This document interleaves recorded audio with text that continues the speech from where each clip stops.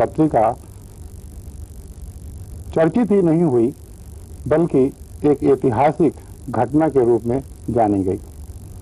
श्री जोशी से आज हम आलोचना, नाट्य आलोचना, कथा साहित्य और आलोचना संबंधित विषयों की जानकारी प्राप्त करेंगे।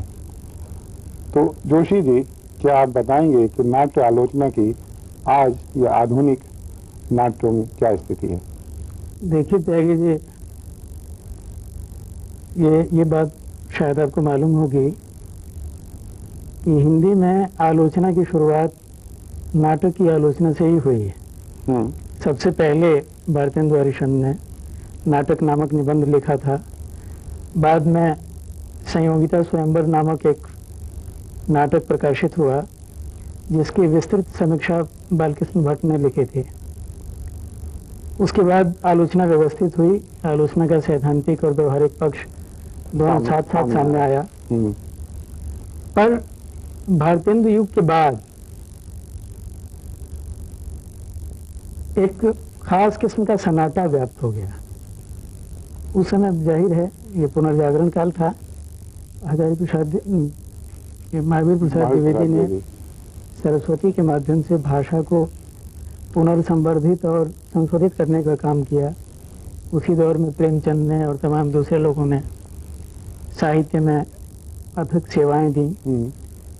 बाद में आलोचना का जो एक मुख्य पक्ष था उससे नाटक को अलग करके देखा जाने लगा और नाटक का जो पाठ का रूप है वही साहित्य का शामिल हुआ।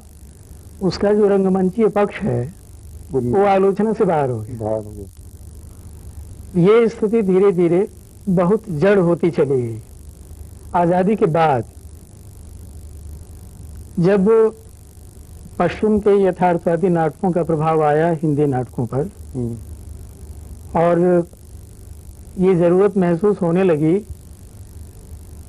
कि नाटक के लिए एक अलग किस्म की व्यवहारिक आलोचना की जरूरत है और उसके बिना हमारी आलोचना पंगु हो जाएगी, तो कई लोगों का नाम और कई लोगों के काम सामने आए। इसमें सबसे पहला और सबसे महत्वपूर्ण नाम नेमीचंद जैन का है जी, जिन्होंने अपनी पत्रिका नटरंग के माध्यम से और तमाम पत्रिकाओं और अखबारों में नाटक पर, नाट्य समीक्षा पर कॉलम लिख कर और इसको तमाम मंचों पे उठा के उन्होंने एक बहुत बड़ा काम ये किया कि नाटक को रंगमंच से जोड़ा और नाटक की आलोचना को व्यवहारिक जामा पहनाया। उनकी महत्वपूर्ण किताबें आपको मालूम है, रंगदर्शन, भारतीय नाट्य परंपरा है और तमाम दूसरे से काम हैं उनके, तो बड़े महत्वपूर्ण हैं। इसके अलावा दशरथ ओझा ने एक अकादमिक ढंग का काम किया, सुरेश अवस्थी ने काम किया और बहुत सारे लोग हैं जिनके नाम दिए जा सकते हैं। पर मैं ये निसंकोच कहना चाहूँगा कि नेमीचंद जैन ने पिछले 50 वर्षों में नाट्य आलोचना को सबसे व्यवस्थित और सबसे ऐतिहासिक योगदान दिया है। अब दुर्भाग्य से जो आप आज की स्थिति की बात जानना चाहते हैं तो ये कहते हुए मुझे संकोच हो रहा है कि आज नाट्य आलोचना के नाम पर सिर्फ प्रस्तुतियों की कहानियां हमारे सामने आती हैं। तमाम अखबारों में, पत्रिकाओं में जो नाट्य प्रस्तुतियां होती हैं, हमारे नाट्य समीक्षक उसकी कथाएं लिखते हैं। उसमें अभिनय की क्या छवियां हैं, पाठ क्या कहता है, निर्देशकीय युक्ति क्या है और वह कौन सी संवेदना का विस्तार कर रहा है, उसको संप्रेषित कर रहा है, उस पर हमारी नाट्य समीक्षा ध्यान नहीं देती। नहीं, तो एक बात और भी है, जब हम नाटक देखते हैं तो उसमें सिर्फ कथ्य या अभिनय ही महत्वपूर्ण नहीं होता। मेरा जो अपना ख्याल है कि उसमें प्रकाश व्यवस्था, मंच व्यवस्था, उसके पीछे बैकग्राउंड में जो संगीत है वो सब महत्वपूर्ण होता है, जो हमें तक पहुंचता है और उसके बाद हम अब उसको पूरी संप्रेषणीयता के साथ ग्रहण करते हैं।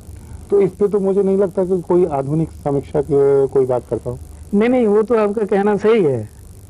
वो जो पाश्चात्य और भारत में भी जो नई रंग युक्तियां बनी हैं, उनके उपयोग से नाट्य प्रस्तुति और नाटक की संप्रेषणीयता बहुत प्रभावी और बहुत गंभीर होती है।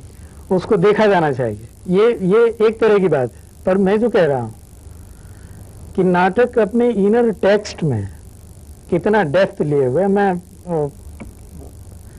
दुर्योग से अंग्रेजी शब्द का प्रयोग कर रहा हूं। मैं ये कह रहा हूं कि पाठ जो है अपने भीतर कितनी गहनता लिए हुए है, वो कहना क्या चाह रहा है, और उसको अभिनेता अभिनय की किस बारीकी से संप्रेषित कर रहा है, उसे दर्शकों और भावकों के बीच ले जा रहा है, उसको पकड़ने तक की दृष्टि हमारे नाट्य समीक्षकों के पास नहीं है। अच्छा, हिंदी कथा आलोचना में भी आपकी 3 पुस्तकें आई हैं, और तीनों पुस्तकों ने मेरा जहां तक ख्याल है नए आयाम और नई दिशाएं और एक विस्तृत आलोचना का मतलब वो दिया है, फलक दिया है। पुराने जो मतलब हमारे डॉक्टर नामवर सिंह और रामविलास शर्मा ने जो नए आयाम दिए थे, मापदंड दिए थे, उन दोनों महान आलोचकों के बाद आपने किस मतलब मापदंडों के हिसाब से हमें हमारे कथा साहित्य को देखा या परखा? देखिए, पहले तो मैं ये बता दूं, मेरी 3 किताबें जो आई हैं, पहली किताब 1994 में प्रकाशित हुई थी। वो किताब सम्यक, हाँ सम्यक, वो नेमीचंद जैन, नेमी जी के ऊपर, हाँ नेमीचंद जैन के व्यक्तित्व और कृतित्व पर केंद्रित किताब थी, संपादित है वो। उसमें आज के जितने महत्वपूर्ण लेखक हैं, नाट्य समीक्षक हैं, फिर साहित्यिक आलोचक हैं, इन तमाम लोगों का योगदान है उसमें। और उसमें नेमी जी के जो महत्वपूर्ण काम रहे हैं, जैसे नाट्य आलोचना से संबंधित, उपन्यास की आलोचना से संबंधित, वो एक महत्वपूर्ण कवि रहे हैं, वो एक महत्वपूर्ण संपादक रहे हैं। इसको मैंने समेटने की कोशिश की है और उस बहाने ये दिखाने की कोशिश की है कि नेमी जी का जो एक महत्वपूर्ण काम रहा है वो हमारे और हमारे पाठकों के बीच जाए और साहित्यिक भावक उसे जान सकें। दूसरी किताब मेरी थी,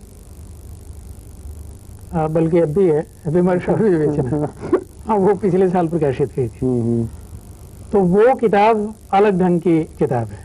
वो एक तरह से आलोचना की आलोचना है। आपको जान के आश्चर्य होगा, ये 1964 से 1971-72 तक हिंदी साहित्य सम्मेलन इलाहाबाद की ओर से एक नियमित मासिक गोष्ठी हुआ करती थी विवेचना नाम से। उसमें अपने समय की किसी महत्वपूर्ण किताब पर एक महत्वपूर्ण आलोचक के द्वारा एक महत्वपूर्ण आलेख पढ़ा जाता था और उस पर चर्चा होती थी। तो ऐसी 34-35 किताबों पर बहुत गहन विश्लेषणात्मक चर्चा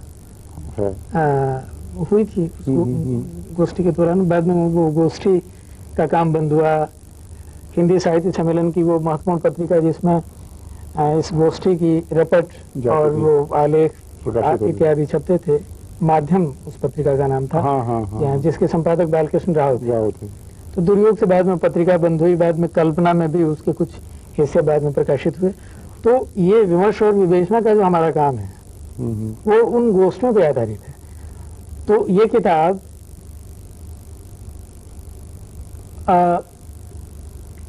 उन गोष्ठियों में जो किताबों पे पढ़े हुए आलेख थे, उन आलेखों पर मेरी राय को प्रदर्शित करती है। आलोचनात्मक दृष्टि, आलोचनात्मक दृष्टि। नहीं तो आप अपनी आलोचनात्मक दृष्टिकोण को देखते हुए आज के हिंदी साहित्य को किस तरह से मतलब परखते हैं, किस तरह से? नहीं, मैं इस पे आ रहा हूँ। तो एक तरह से जैसा कि अभी मैंने कहा कि ये किताब आलोचना की आलोचना है। इसमें आज के संदर्भ में किसी भी किताब का जो एक प्रभावी रूप हो सकता है, उसकी जो दूरदर्शी उपादेयता हो सकती है, जाहिर है कि उस समय